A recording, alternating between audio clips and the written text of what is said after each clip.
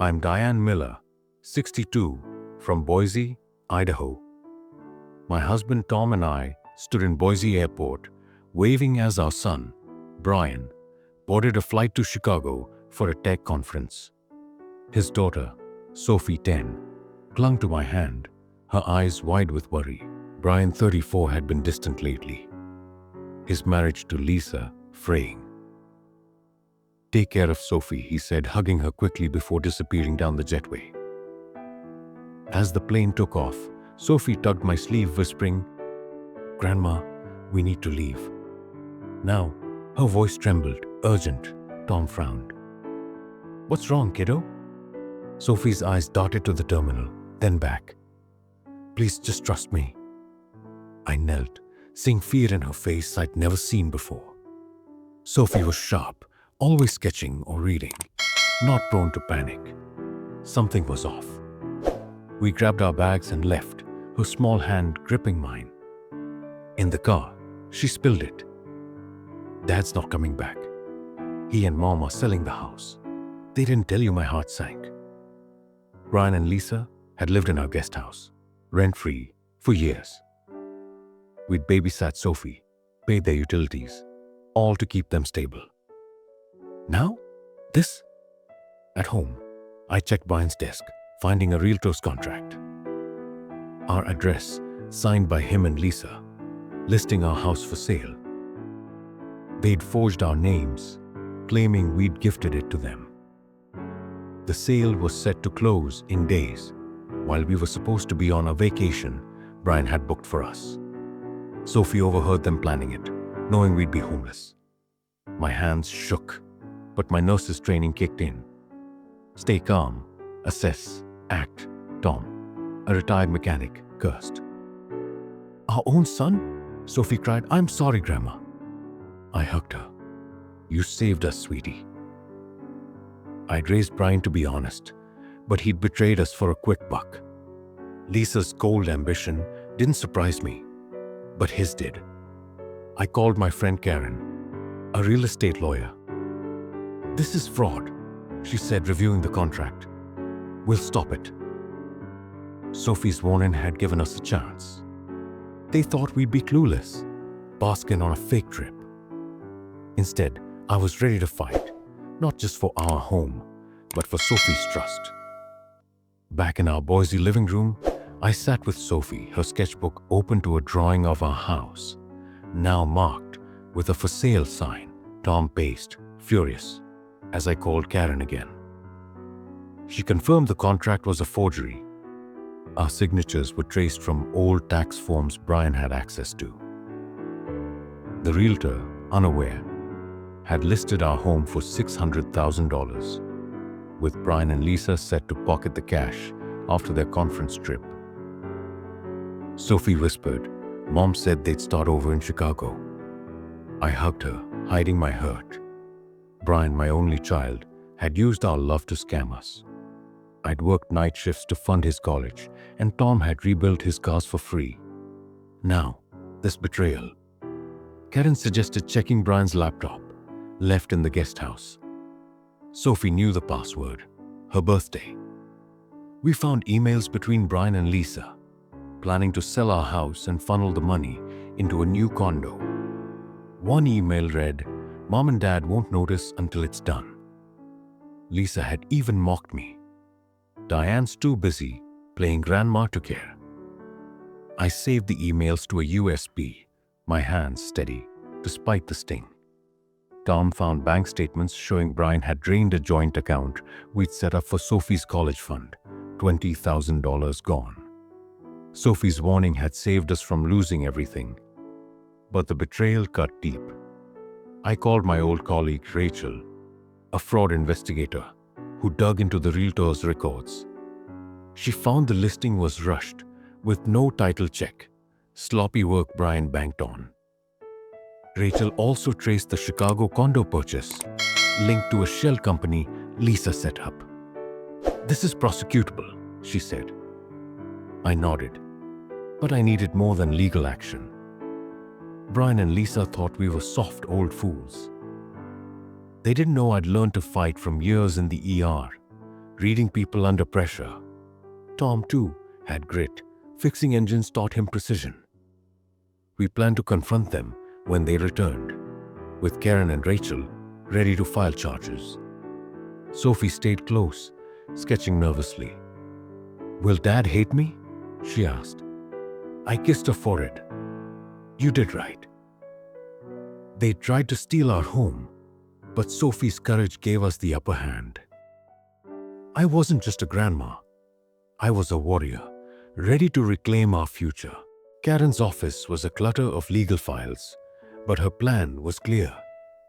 File an emergency injunction to halt the house sale, then press fraud charges. I handed her the USB with Brian and Lisa's emails, plus the forged contract. "This is airtight," she said, drafting papers. Tom and I agreed to play dumb until Brian returned, letting him think his scam was safe. Sophie's warning gave us days to prepare. I wanted more than a courtroom win. I wanted Brian and Lisa to face their betrayal publicly. Rachel suggested a sting: record Brian admitting the fraud, legally, using Idaho's one-party consent law. I bought a small recorder, hiding it in a scarf pin. Tom scouted the guest house, finding a hidden folder with more forged documents, our wills, rewritten to leave everything to Brian. My stomach twisted, but my resolve hardened. I taught Brian integrity, yet he'd used my trust as a weapon. Rachel traced the Chicago condo to a shady lender tied to Lisa's old firm, a detail we could leverage. I contacted Claire, a local reporter who'd covered my hospital's charity work. "This is big," she said, agreeing to run a story after we confronted Brian. Sophie, meanwhile, drew a new sketch. Our house, safe, with her holding her hands. "You'll keep it, right?" she asked. I nodded, vowing to protect her future. Tom and I planned a family dinner, inviting Brian and Lisa back under the guise of reconciling. Karen prepped a cease and desist letter to serve them, and Rachel coordinated with the lender to freeze the condo deal. I practiced my lines, keeping my voice calm, like I'd done with panicked patients. Brian and Lisa expected a naive grandma, not a strategist. That night, I looked at old photos. Brian as a boy, grinning on Tom's shoulders. The pain hit hard, but Sophie's courage reminded me why I fought. I wasn't just saving our house. I was showing her family meant trust, not theft. The dinner was set for tomorrow, the day after Brian's return. My recorder was charged, my evidence ready. They tried to erase us, thinking Sophie wouldn't speak and I wouldn't act. They were wrong. My granddaughter's plea had sparked a fire, and I'd burned their lies to the ground. Brian and Lisa walked into our dining room, all smiles, as if they hadn't tried to steal our home. Sophie sat beside me, her sketchbook closed, eyes nervous but trusting.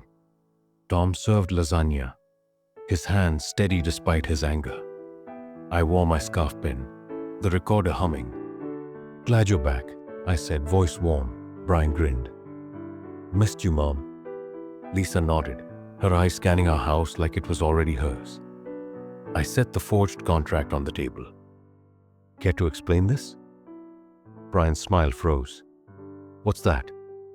I leaned forward. "Our house listed for sale. My name, forged. Yours and Lisa's signatures." Lisa laughed too sharp. "A misunderstanding, Diane." I didn't blink. "And the $20,000 from Sophie's college fund?" Brian's face paled. "That's for investments," he stammered. Lisa cut in. "You're old, Diane. You don't need this house." The recorder caught it all. Sophie gripped my hand under the table. I pulled out my phone, playing the audio of their emails, read aloud by Rachel. "Diane won't notice until it's done." Brian stood, knocking over his glass. "You spied on us." I stood too. You betrayed us. Sophie told me everything. Lisa glared at her. You little snitch. Tom slammed his fist on the table. Don't talk to her like that. I handed them Karen's cease and desist letter. The sale stopped. The DA's reviewing fraud charges, Brian begged. Mom, let's talk privately. I shook my head. You talk now, he admitted. We needed the money. The business failed. Lisa hissed, Shut up, Brian. But it was too late. The recorder had it. I called Claire, who arrived with a news van outside. She filmed as I spoke. My son tried to sell our home out from under us. Sophie saved us. Neighbors gathered, cheering. Brian and Lisa fled, their car peeling out. Karen called. The injunction was granted, and the lender froze the condo deal. Sophie hugged me, whispering, I knew you'd fix it. I kissed her forehead, my heart heavy but proud. They thought us weak, easy prey, but Sophie's plea and my fight proved otherwise. Our home was safe, and their lies were exposed under Boise's starlit sky. The news aired that night. Son attempts to sell parents' home in fraud scheme. Claire's report showed Brian and Lisa's emails, my forged signature, and Sophie's brave warning. The DA charged them with fraud and forgery. Their Chicago condo deal collapsed. Our house was untouchable, the title secured. Tom and I sat with Sophie, her sketches now bright with color. Our family, whole again. Brian sent a letter apologizing, claiming desperation. I didn't reply. I'd raised him to own his mistakes, not make them mine. Lisa cut contact, her reputation ruined. Sophie stayed with us, her room a haven of books and art. I enrolled her in a local school, promising she'd never lose her home. Karen's legal work ensured the $20,000 was restored to Sophie's college fund, with interest from the bank's settlement. The community rallied, neighbors brought casseroles, and my hospital colleagues started a fund for Sophie's art classes. I found purpose, speaking at senior centers about fraud, using my ER calm to teach vigilance. Trust, but verify, I told them, Sophie nodding beside me. Rachel's blog kept the story alive, warning others. Tom rebuilt our guest house door, a symbolic fresh start. One evening, Sophie showed me a new drawing. Our house, her at the center, Tom and I smiling. You're my real home, she said.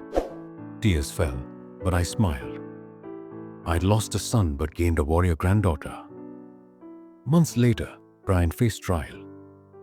I didn't attend, letting the law handle him. He got probation, ordered to repay debts. I heard he moved east, alone. I kept one photo of him, young and laughing, to remember the boy, not the man. Sophie thrived, her art winning a school contest. At the exhibit, I spoke. This girl saved our home with her courage. The crowd clapped. Sophie beamed. Boise's mountains loomed outside, steady as my resolve. I wasn't just a grandma or a nurse. I was Diane, who'd faced betrayal and won. The envelope Brian called a surprise had been a trap, but Sophie's plea turned it into our triumph. That night, I stood on our porch, stars bright, Sophie sketching inside. They'd tried to steal our future. Instead, we built a stronger one. Together, proving love and truth outlast lies. Thank you so much for watching this story till the end. I hope you enjoyed it and maybe even learned something from it. If you'd like to hear more stories like this, full of life lessons, drama, and emotions, make sure to hit that subscribe button and turn on the notification bell so you'll never miss an update. Your support means the world, and it helps me keep bringing you more inspiring and unforgettable stories. Stay tuned because more amazing stories are on the way.